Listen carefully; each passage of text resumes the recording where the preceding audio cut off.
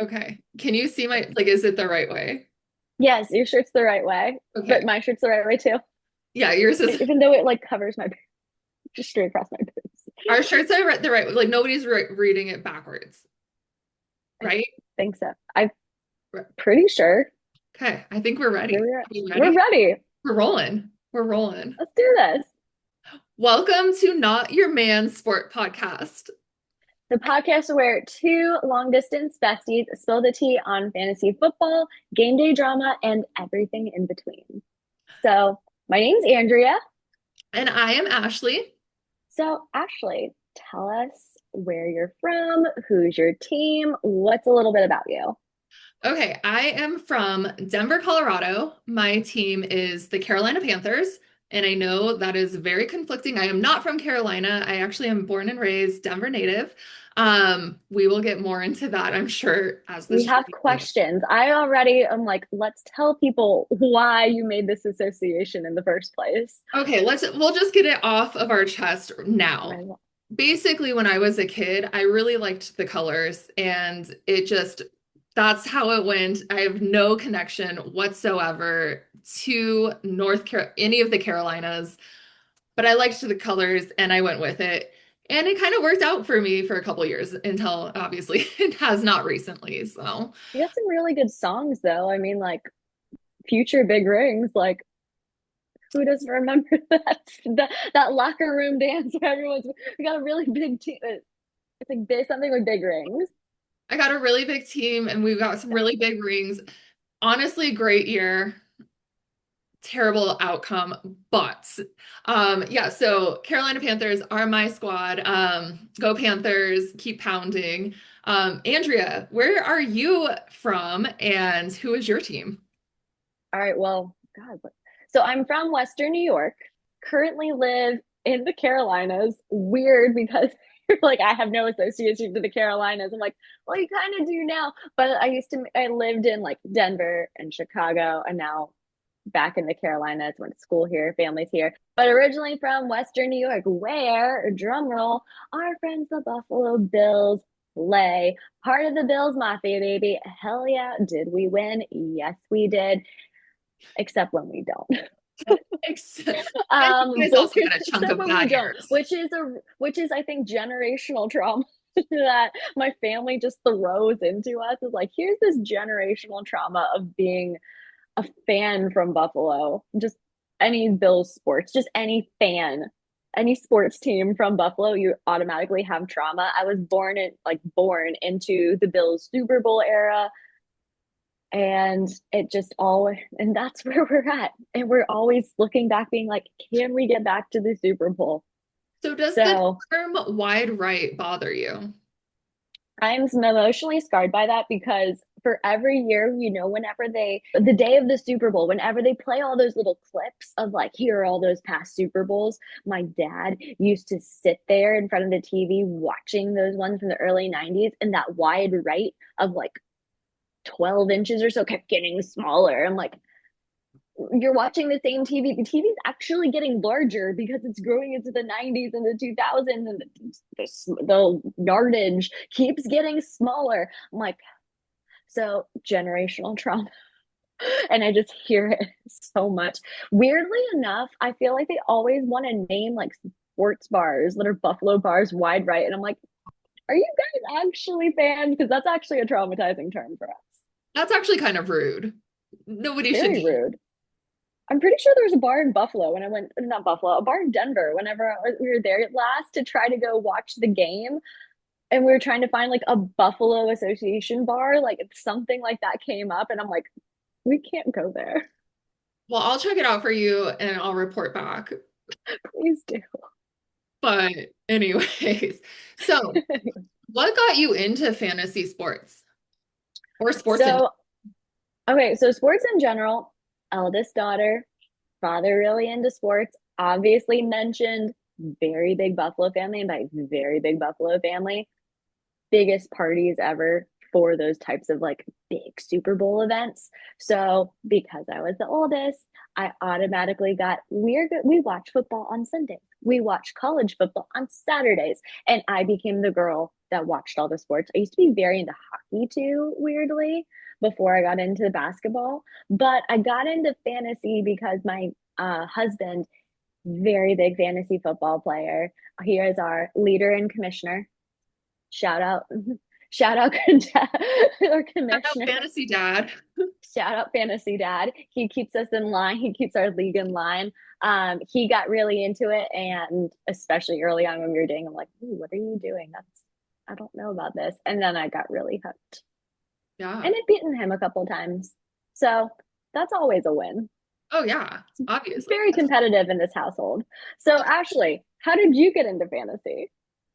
So also eldest daughter, weird, like eldest daughter's like starting a podcast. I don't know. Pretty sure that Taylor Swift's about to have a song for us really soon.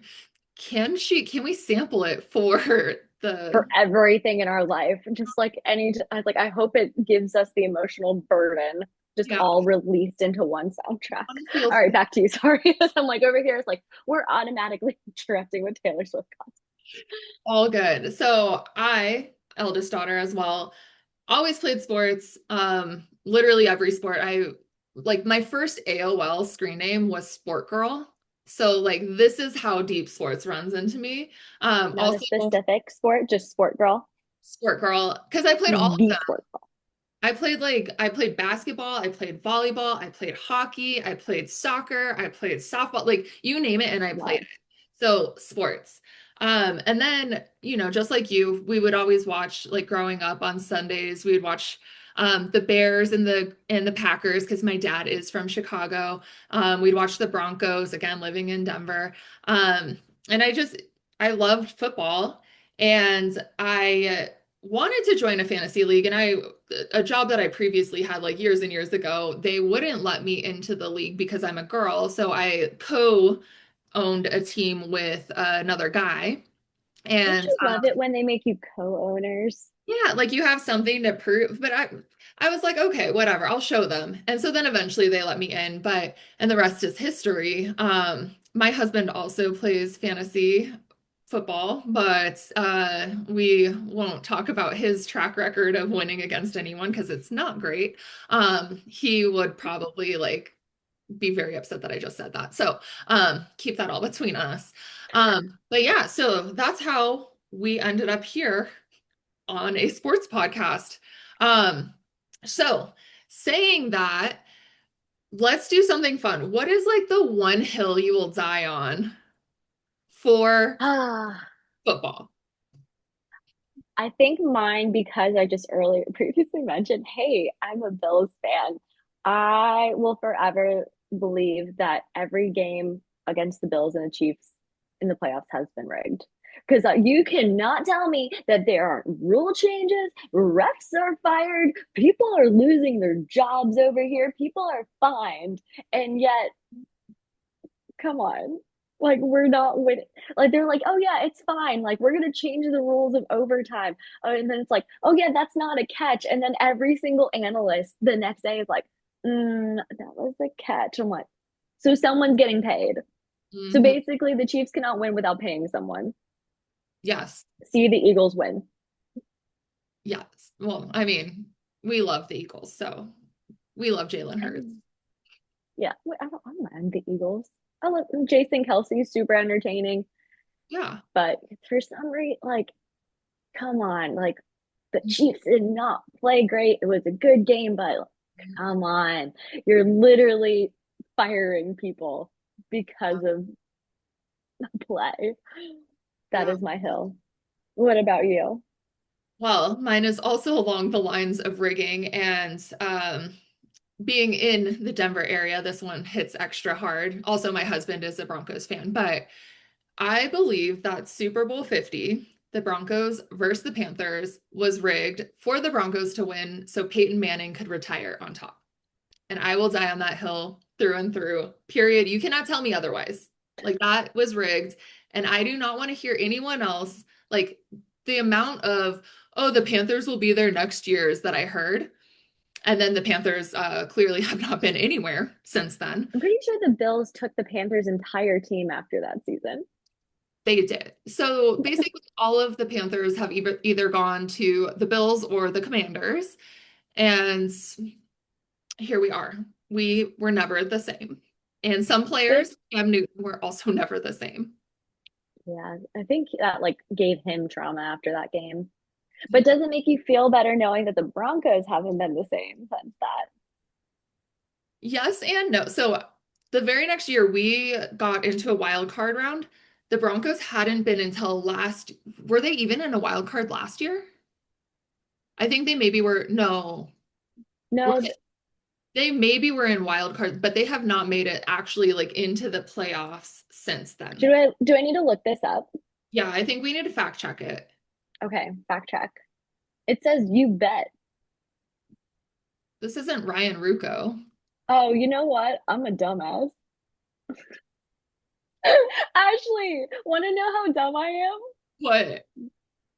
The Bills beat them. We destroyed them. That's what I don't remember. Because it was 31-7. So the Broncos have been back, but They have been back, but they just were so destroyed so badly that it just completely left my brain. I guess it just wasn't memorable. It was not memorable. Like for me, anything the Broncos do aren't isn't memorable. Anyways, it feels like we have kind of a rivalry, like us, you and me versus the Broncos Yeah. for some. Yeah, it's like there's something there.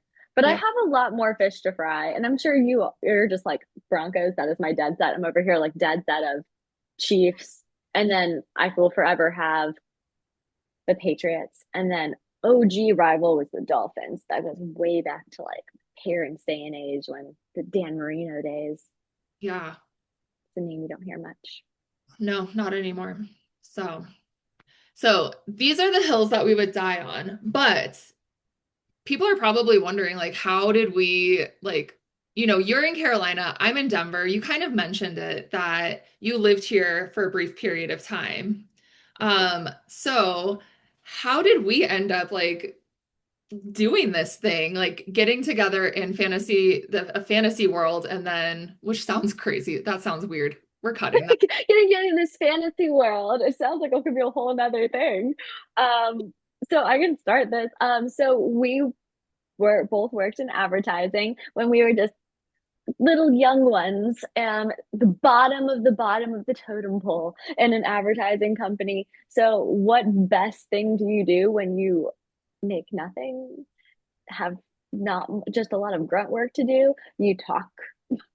Mhm. You talk about so many different things, and we realize that we both happen to be two girls that really like sports. And I don't know about you, but I hadn't found a lot of girlfriends really ever until like my early 20s and meeting you that actually really like outwardly said like, yes, I like sports. I went to school in the South, so everyone's like, yes, we're gonna go to football games, but it was mostly for like the socialization and the tailgating, but never, yes, I'm here to watch sports. I did have like an amazing best friend and roommate that I dragged to every game that I wanted to go to. Like, bless her, I dragged her all over the place so I could have someone to go with because she was just like, yeah, I'm game. But it's like having someone that actually willingly wanted to talk about sports with you was so rare. Yeah, and we shared a cubicle wall, and that was like, one of the first things we bonded over was like music and sports. And so, Yeah. I think we talked mostly about like basketball at first, like March Madness, and the year that you started at that company, I think was also Super Bowl 50. My trauma is also into this episode. So yeah, but it was the same way. Like most women would just go for like, the fun or the party atmosphere, or like a cute dude, or because she was dating somebody on the team or whatever. And it was Which is never a bad thing at all. no, never.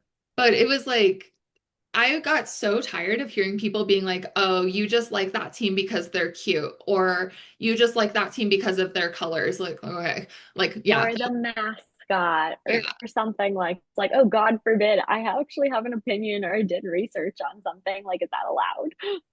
Or guys being like, you can't even name five players. Okay, like stop. That has That no. is the That is the most frustrating thing. That is like that line that dudes say. And you're like, oh, I look like this team. They're like, bet you can't name five players.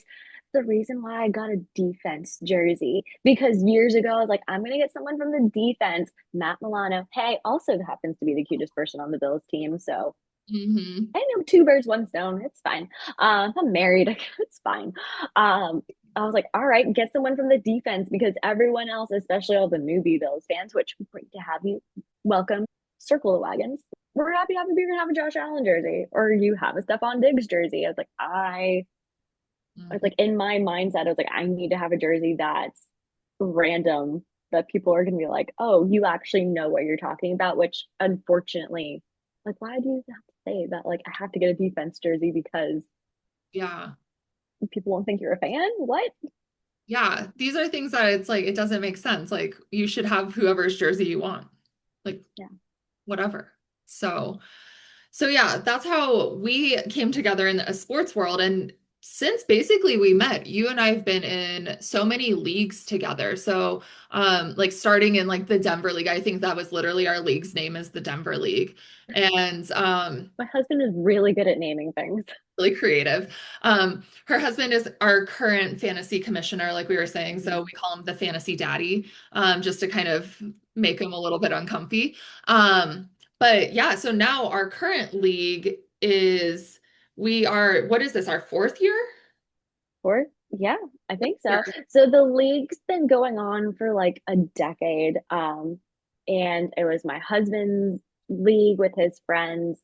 Initially, it was a league where girls weren't allowed. Also, I don't even think they had any interest of like girls wanting to be a part of it. And then all of a sudden they had some people drop out and my husband was doing a reshuffle. So he was like, all right, I'm gonna ask you, do you want to join? And I'm like, yes. And then he had an extra spot. I was like, we should bring in Ashley. We've done all these side leagues together. You know that she knows what she's doing. So like let's bring her in. So it just became two girls, two girls in a league, all dudes. Yeah. And I think that our first season, they didn't really, like we said, we've been like together. And a lot of the guys in our league, we've actually had other leagues with like the side leagues for them. Mm. And this league that we're specifically in is a keeper league. So we keep all of the players that we drafted literally 4 years ago. And I think that they kind of thought we were a joke when we first started. Like they were like, oh, that's easy money. They're a layup. We're just gonna like take their money. They're gonna finish like ninth and 10th, like whatever. And that first season, we ended up finishing first and second. Yes, first and second, baby. And I think they were However, actually upset about it. they were because they didn't like all of a sudden we made it to the playoffs. Like that was or not playoffs, the championship. And they're like, well, how did these people just like slide under the radar? Yeah. And they still are peeved and I can just tell by their energy of it, but whatever. And it's amazing. And we consider it a tie because unfortunately, there was a rough game where they did not finish exactly. The game. Um, they did not finish the game and um we were both first and second anyways. And so we decided to just split the money, not take the first place prize and the second place prize, which for us, I think that was like a good thing. Like I think that also shows our character. But even with that situation, the guys were so salty that they were like, we think you should just donate all of it. We don't think you should have any of it. And we They're did like, do how dare, yeah, we donated some of our money, like of course, but like that's a big pot. And they're like, oh, just donate it, just like Nick, just go ahead and do it. Nick's like, no, like they yeah. get to They, decide what they want to do it. Like they decide that they're gonna split it evenly, so they're gonna split it evenly and call it a day. yeah. So since then, we've basically been in the same league, same players, obviously, keeper league. We are still trying to trade or pick up other players, which is like kind of fun. Um, and we are the first girls that they've really like experienced in this setting, which I think is a learning curve for them as well. Um, but I think that really led to us wanting to make this podcast because of so many times we were told we can't be in leagues because we're girls, or we have to co-own a team because we're girls, or we have like, do you even know five players? Are you just drafting because the players are cute? So I think that's really what like interested for sure me in starting a podcast is because I do see that there's an interest in fantasy sports for other women. And as you guys know, there's so many fantasy sports podcasts out there. There's so many dudes that are just dominating this space. But how many women do you actually see in this space? One talking about sports, there's a few of them. Talking about fantasy, there's probably a couple of them, but it's like we want to be able to talk about sports, fantasy, Mhm. any of the other random like tea and things that all kind of tie together. Like those are really fun topics. And we just need a space to be able to share these topics to start that conversation. So we're filling that gap. Yeah. Plus, I mean, obviously, I am a huge women's sports fan. I'm like a huge WNBA fan. I love women's sports, but I also want women to have a seat at the table. And I do think one of Andrea's favorite girls is also very pro that. And I think you can see how even how men react to Taylor Swift and her being on the screen, despite being there supporting her boyfriend. Like you can just see how much it pisses them off. Because as I think she worded it as being like what men really want to see more of me on their screen. I was like, yes, you self-aware queen. You absolutely know what the people want. I mean, but then again, she introduced football. One, she didn't. She said herself on the New Heights podcast, she didn't really know much about football, but now it showed, and so many men have said this too, like it's given them an opportunity to watch sports with their daughters. Like it's a good bonding to introduce young girls to sports. Men are bonding with their wives more. Like it's bringing more people together. And, we just got lucky in the fact that our dads were like, watch this with us. We're going to introduce you to this world. So now it's nice to, if you're introduced, however you're introduced, like you want to feel welcome here. Yeah. And I think it's just like the Taylor Swift like effect, right? Everything she touches just like blows up in a good way. And having more women interested in sports is not a bad thing ever, ever. Yeah, like, why would it be a bad thing to have more women watching something? The Exactly. NFL literally is obsessed and being like, oh my God, she said something. Let's put it on her Instagram page. They have like an Instagram person like at the ready. That Gen Z person's like just surfing the internet to see if she appears. But Yeah. let's get a space for us here. Let's get a seat at the table. Yeah. So for all the girls listening, we want you to be part of this too. And that's why we are here. That's why we are making this podcast very digestible. So that's why we are going to, throughout this season, make weekly episodes for football as well as fantasy. So we're going to be talking about things like your waiver wire and like who you should be picking up. Um, some tea. We have like a lot of really fun segments that I'm excited about. Just like random things where it's like, how can we tie in random league gossip and sports gossip into something where we're talking about who had like the best cat, just like all these things where we're interested in it all. Like I'm interested to hear what is Kristen Juszczyk wearing to the game or looking at the games, and what are all the wags that just like go off on their outfits. I'm interested in that, but I'm also interested to see how many touchdowns Josh Allen's going to throw this week. I can be dual purpose. Exactly, exactly. And give me Olivia Culpel too. Like Yes. her and CMC, love them. Like we will be talking about the tea with like the wags. We love them. We'll be talking about even like maybe some tea between teammates. Um, I think next week we'll be talking about drafting and I'll give you guys a couple secrets on things that I avoid in a draft with certainty and drama in general. So yeah, it's just going to be a weekly fun conversation where you can learn a little bit about football. We can still goss a little bit on the side and have a good time. So, if that sounds like your jam and you are ready to listen to a podcast and start exploring the sport world that is not your man's sport world, please come subscribe and follow us. And welcome to your sports era. Pretend there's glitter.